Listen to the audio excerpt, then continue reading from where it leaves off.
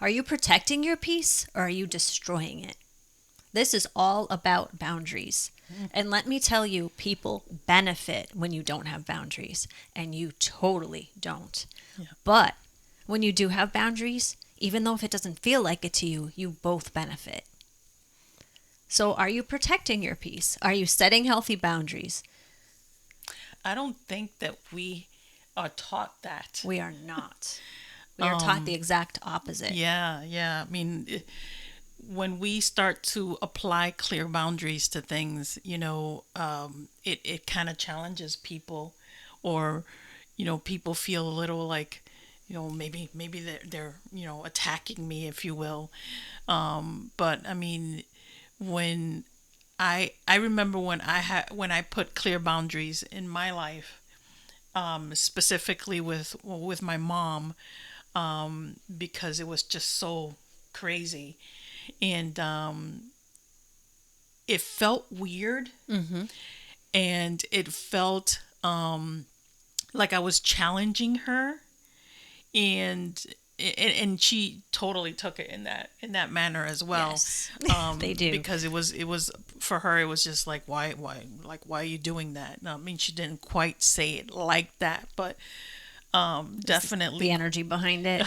definitely created some serious resistance for her, because I wasn't allowing the bullshit anymore, and I was very clear, and I stuck to every single one of them, and it came down to me being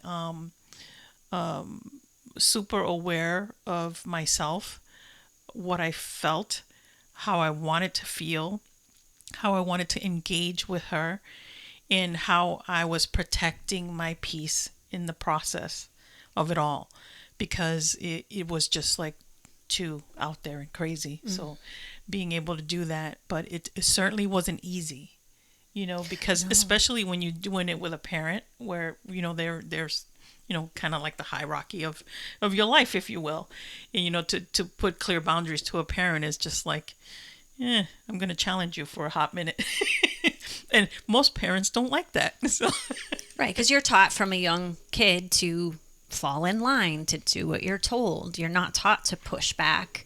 You're not taught to speak up for what you want. You're taught to want what you get and not get upset with it. So we haven't been really trained on how to do this, and we haven't also been trained on how to have clear communication. So a lot of times when people are trying boundaries, because we've heard a lot like, I tried it and it didn't work.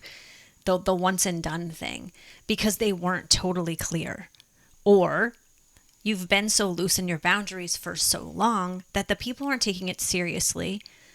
Or again, there's so many ors on the other side of your boundaries. Or they're just testing you to see if you really mean it. Or they're questioning you because they're feeling hurt because they're taking it personally. right, They're thinking you're doing something against them instead of you protecting your peace. right. So again, maybe you weren't totally clear. So it's really working on that communication piece and then expecting the pushback and the emotions after. Because I know a lot of people, the reason they don't set the boundaries is because they start to feel guilty. They truly want to help, so they don't want to say no, but they'll do it to the point where they're people pleasing and depleting themselves. Right. This is what I'm talking about. Destroying your peace is when you don't do the boundaries. It's chipping away at your trust with yourself. Yeah. When I was doing the research on this stuff, I like one part of it that it says that your boundaries are like an invisible force field to protect you in life. It's like a strategy to intentionally draw attention to the things that you want versus the things that you don't want in your life. So having those clear boundaries is awesome, and they're all based on your values as well. Yes. And you mentioned communication. That was another factor. Clear communication based on the values gives you those very clear boundaries for yourself, because they're all based on what you want, what you need, how you want to feel about the situation or person, to be able to interact. And I thought that that was super cool, that it's like a force field, if you will. Right. I like the word they use for that, because we don't have the tendency to protect ourselves in most of the things. And also, one of the examples that I read was, when you're overwhelmed and doing a whole bunch of things, that now we're talking about time, boundaries in time. And in your workplace, you're overwhelmed, you're doing a lot of things, your boss comes in and they say, I need you to do X, Y, and Z. And if you don't have clear boundaries, you're automatically going to say yes, to then feel, as they put it, tired, grumpy, frustrated, resentful, and depleted. So nobody wants that. No. So having clear boundaries in, your workplace and with your time is very, very important. Yes, and you need to remember that you are a powerful, powerful, powerful being. So step one with boundaries is connect to that power. Your sovereign self always knows what you need and what you want and what energetically feels good to you and what doesn't. So once you've connected from that place, then you can respond with your strong hell yes or your strong hell no. Or you're just like, I can't do that right now. It can be really simple. And please don't go into the making excuses and apologizing place. As soon as you start apologizing for your boundary, you are totally stepping out of your power, and you're like, yeah, I'm sorry. Like, I'm not really solid in what I just said to you. Exactly. And people will read that, and then try to see if they can push the line. And then it puts everybody in an awkward situation. So you stand real strong in your, boundaries, and consistent also with your boundaries, so that people get the frickin' hint. Yeah.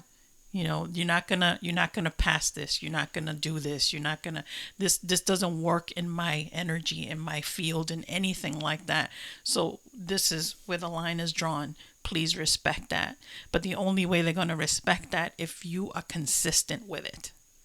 And you can put it out, and please do put it out in a very kind and a very loving, but a very matter-of-fact way. Like if somebody asks you to help them to move, and you've been working 80 hours a week, and you haven't had a break, and you've got the kids and like everything else going on, and you feel exhausted, and this was going to be your one free day for the first time in a month, you can just say no. I can't help you move. I would love to be there, but I can't help you move. Right. And that's it. And they'd be like, okay, cool. Thanks for letting me know. Hopefully. If not, if you get a lot of pushback, that's telling you that there's some unhealthiness in that relationship. So this is the really cool part. As you get solid with your boundaries, you're going to build healthy relationships, healthy friendships, have healthier relationships with your family, all around, and yourself. So this is really vital. So if you're finding yourself in shitty relationships, you're finding yourself with crappy friends, this is why. Because one or both of you is not solid on your boundaries. Yeah, for sure. I think that's why we've both seen a lot of ours fall apart after a while, because we're like, this is who we are. This is how it works. This is who we are. This is how it works. And people are used to people caving on boundaries, not maintaining them, that type of thing. So they're like, yeah, okay, yep. And then, you start to get after the while, oh, you're different. And then eventually it just falls apart. Right. Because they don't want to deal with the honesty that comes in really healthy relationships. Right. I mean, boundaries, the number one thing, and you've already said it a few times, is a strong hell no. Being aware of yourself is the second thing. And the third is clear communication. Those are the fundamental things of creating clear boundaries. And then add to that based upon your values. And it's important to understand that when you're communicating with someone about your boundaries, I think you said that as well, be respectful. Absolutely. Be the most authentic you can be, because if it's based on your values, obviously it's going to be in that energy of, and they'll feel that too. They'll feel that you're not just trying to bail on them, or you're not just trying to, to be a bitch or be an asshole or whatever. They'll feel that you're speaking from that place of truth. They still might not like it, but that's okay. Yeah. And excuses, I want to touch on excuses again. Because when I really was starting to practice with boundaries, and you'll slip into these things back and forth. Nobody's ever perfect. So don't, I have to have a strong hell yes, and that's it, and all. Like, don't beat yourself up if you're not perfect with your boundaries. It's all practice. But I was infamous for, I can't do this or I need to do that because, and I have to explain why I'm setting the boundary.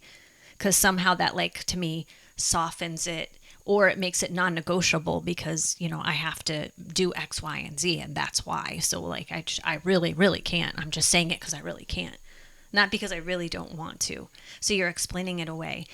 A classic story we all know is Dr. Seuss's Sam I Am Green Eggs and Ham. What does Sam do? Through the whole book, I think there's over 60 pages of this book. Through the whole book, people are trying to get Sam to eat green eggs and ham. And he keeps telling them that he doesn't like it on a car. He doesn't like it from afar. He doesn't like it here or there. He doesn't like it anywhere. Sam is putting excuse, like, but I don't like it, blah, and I don't like it here.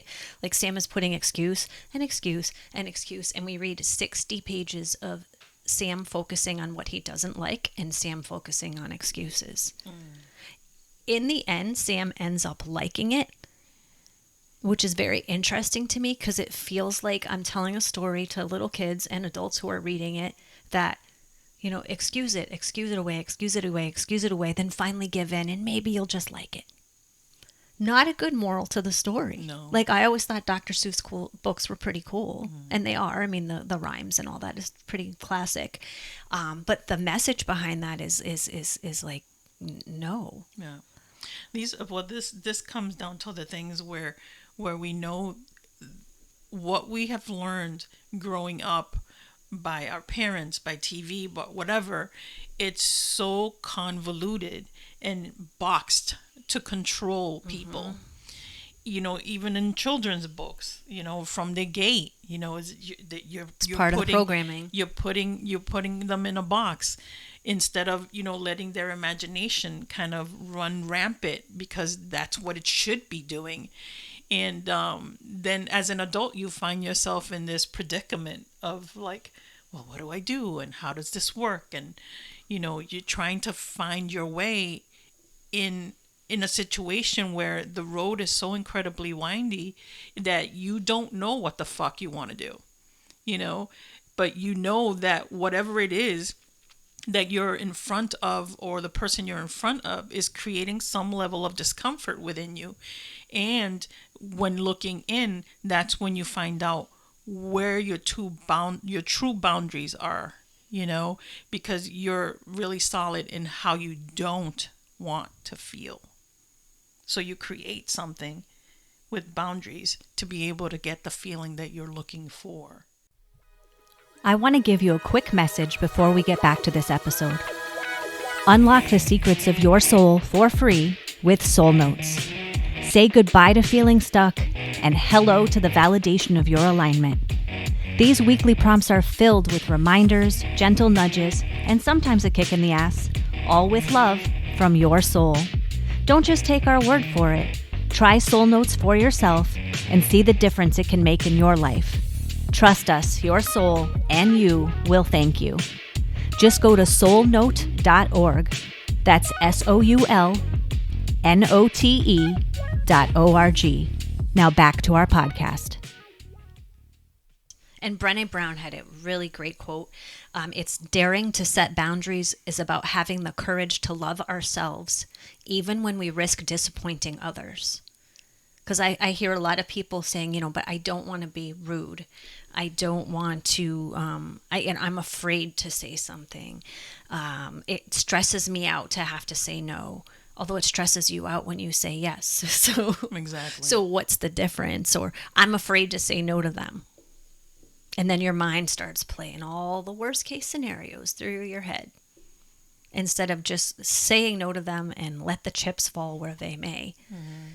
So after you've set the clear boundary, you need to make sure that you are holding for yourself to look at whatever that fallout is, whatever that pushback is. I know when my grandmother was getting older, I don't like it anymore, but I used to like going grocery shopping. And So I would offer to pick things up for her because she was homebound.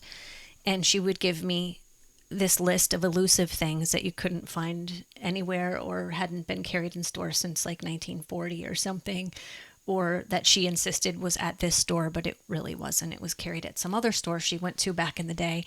So it was this stressful calls back and forth thing. And when you got there, it was all this organizational stuff. And when you got back, it was trying to keep you there as long as you could.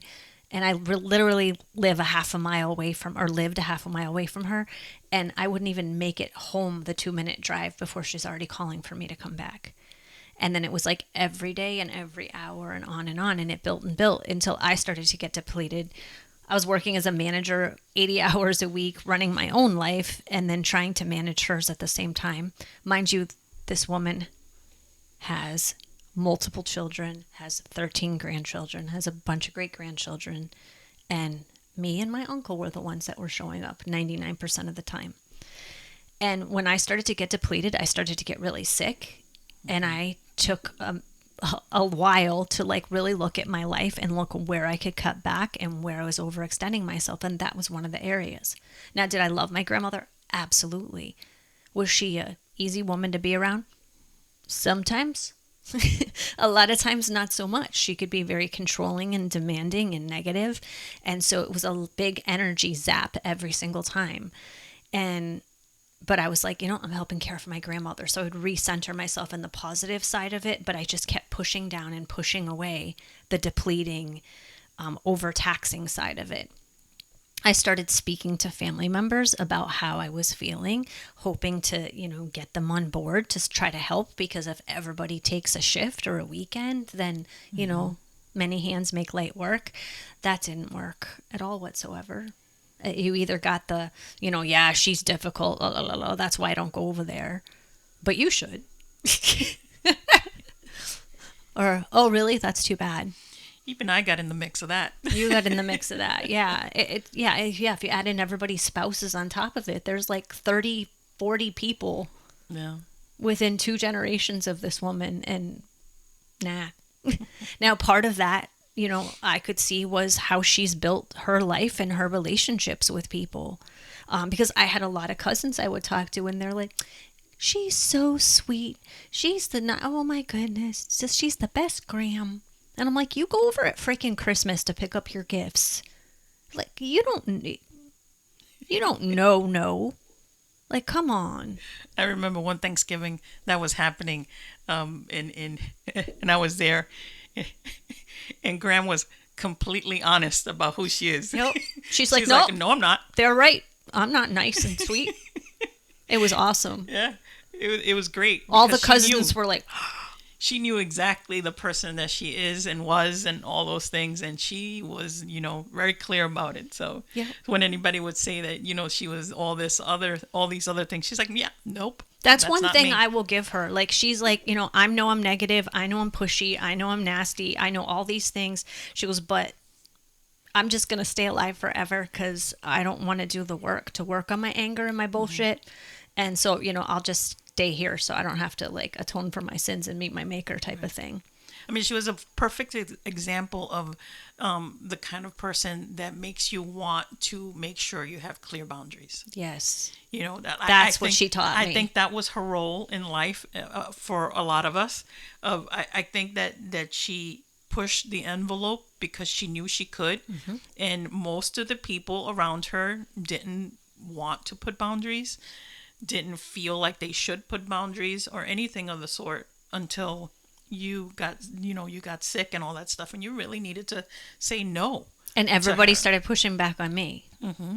I would get the phone calls with the guilt trips, just this once, could you please? Because she's really la la la, and I just can't. I can't go into that energy. And I'm like, but you want me to? Exactly. Like, you can deal with it better, or I stopped by and visited her. Awesome. Did you do her grocery shopping and fix her humidifier and change the glass in her door and do all the other 50 things that she needed done? And go to 3 stores and then go back to the 3 stores because what you got, even though it's exactly what she showed you that she wanted, wasn't right. package was too beat up, the color was tiny bit off, didn't fit right. Like it was always something. Yeah. And I understood, and this is why I let it go on so long. I also understood it was because she was lonely and she enjoyed my company, and that's awesome.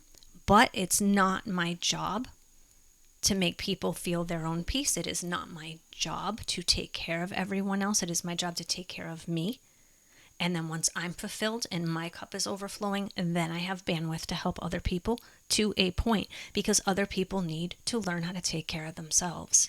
So we've talked about this before, blocking other people's blessings, blocking other people's opportunities to get to know who they are and what they're capable in handling their own stuff. Now I get, she was elderly, so she had certain limitations at that point. But there was services that we could set up for her, like people to come in and help shop and help clean the house and whatnot. And she would see how much she could control or manipulate them. And when she couldn't, she would kick them to the curb and try to get them fired. And so it depended on which woman you got which day. Always pushing the envelope. Always pushing. Always. She was always crossing the line if she could. Yeah. So I mean, I'm really, rest in peace, Graham. But I'm glad she's at peace finally, hopefully. Yeah. And I am. It sucked and it was hard, but I got like a masterclass in boundaries from that woman and from all my other relatives.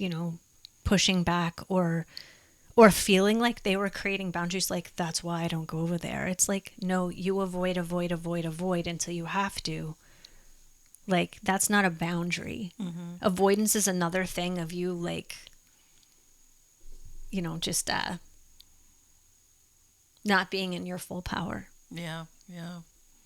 There was definitely a master class with her. It was pretty interesting to watch. And the same thing with my mom. It was, Oh, the phone calls were epic. Epic all the time. And it's just like, I live 2 hours away from my parents. So it's just, it isn't like I can just jump in the car and I didn't want to begin with. Because I was, setting those clear boundaries for myself and them. But yeah, like, I get that it can be a struggle, mm-hmm. When you want to set boundaries, but you got to do them because it has to start with self-awareness, and you being able to be okay first before you do anything else. I mean, if you can look at boundaries as like the definition is just defining a space or drawing a line. Like, that's benign. That's not scary. Drawing a line is not scary. Defining a box around something, not scary. If you look at like a football field, there's clear lines. There's rules. There's boundaries where you can go out of bounds. Like, everybody accepts them. Everybody knows what they are. There's people there like calling fouls if you do whatever wrong. Like, that's kind of how you have to look at, you don't have to, but a healthier way to look at your life.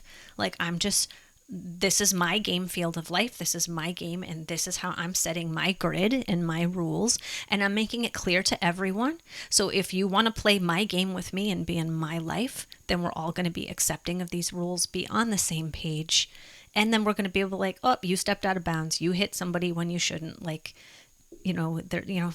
whatever. Here's a 1 week penalty. I need to just regroup, and then we can talk about this later. So there's a consequence. Mm-hmm. And then you can just keep playing. Like, somebody doesn't go out of bounds in a football game. They're like, oh, game's over. Somebody didn't respect the boundary. That's it. Maybe you do need distance from that person. Maybe it should be game over. Maybe you're in a very unhealthy relationship. But, I mean, so you don't have to get so tragic about it. It doesn't have to be so scary. That's why they call it the game of life.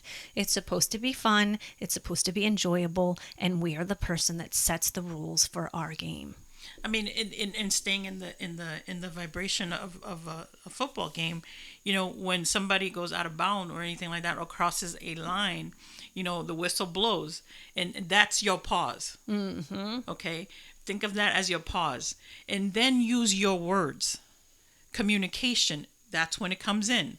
Clear, respectful communication. Why did you cross that line for me? Ask questions. I feel like you're not respecting my boundaries right now. Things like that. So when that whistle blows, pause. And blow the whistle for yourself. Yes. And so if it's really scary for you to start with setting boundaries with other people, start with you. Are you having nasty negative comments in your head about yourself? Blow the whistle. Pause. That's a foul. That's not okay. And then shift your vibration into what you want it to be. Start saying, I'm aware. I just caught myself. That is awesome. I'm doing a good job. I'm setting a boundary for myself. And then keep moving on with your day. And know it's okay to change your mind. Yeah. So if you originally say yes to somebody and then you're driving home and you're like, oh, shit, I did it again. You can call and say, hey, I was just thinking about this and I know I said yes, but I need to shift that to a no. This is like, I can't do that. It's overextending me. I can't.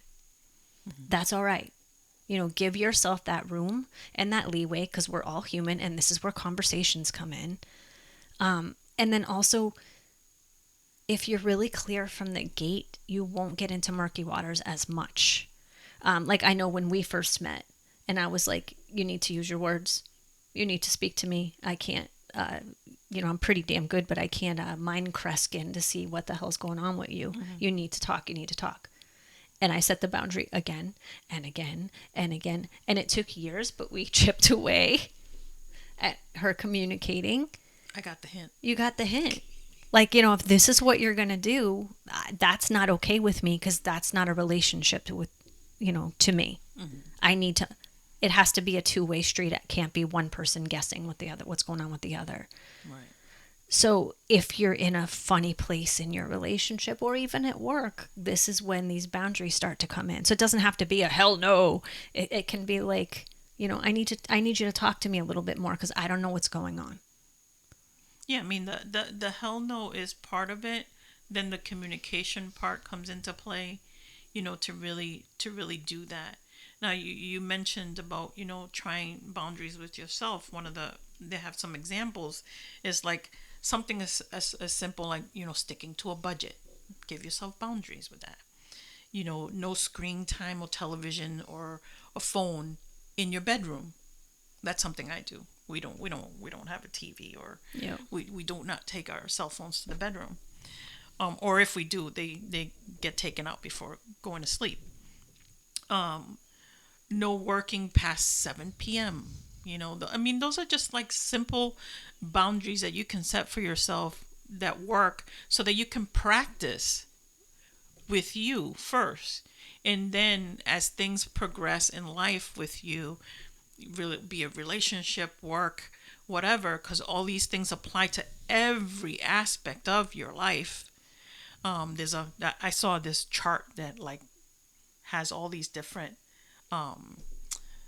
places where boundaries can be violated and put into play in your life so that you have a very well-rounded ability to be able to create boundaries for yourself and the people around you, because you don't want to feel like crap. There's a difference between wanting to help or not being asked, but like wanting to help and then told that you need to help. That there's a difference with that, and a lot of people in our lives are telling us you need to. I don't need to do shit that doesn't feel good, and I need to respect myself enough to say this is where I'm drawing the line. And really look at it in that place, in that space, like I really enjoyed the fact that it's an invisible force field for your life. I'm going to apply that to my life now. When it comes to boundaries, and we need them for our own well-being. Exactly. And if you're feeling fear, like This is the way to really get to know yourself. Like, what am I feeling? Why am I not saying yes? Why am I not saying no? Why am I feeling resentful? You get to dig down and find out who you really are and what works for you. So this is a huge opportunity. And then when you do this, like say you find fear, understand that fear is never rooted in fact. You know, unless you have like a lion running at you and you're standing on the edge of a cliff and you have to choose between the lion and jumping off a really high cliff. That's fact. That's a good place to be in fear. Otherwise, all these other things, you know, what's the worst the person's going to do? I mean, I understand some people get violent, and I'm not talking about extreme situations. That's a totally valid place of fear. But usually fear is rooted in the stories we're freaking telling ourselves, the worst case scenarios that we're making up, and we're trying to protect ourselves from that. But the problem is that you are not being in integrity with yourself. And so therefore chipping away at that trust with yourself. And that is making you not feel peaceful, not feel balanced, not feel fulfilled. So all these feelings that you're searching for, because it's constantly like, well, how do I find my peace? And then how do I protect it once I get it? Boundaries. It all comes down to boundaries. And know that you should take up space. And your voice needs to be heard. Your inner voice and your outer voice all need to, whoever you authentically are, align. And there is space. Create the space, if not, for your voice to be heard, you to have the space to feel protected and feel that peace. And boundaries is the key to a lot of it. So I'll leave you with walk away from anything that leaves you feeling less than your full, whole self. And understand that saying no is what creates that space for your aligned yes to happen. Works for me. Be kind. Peace.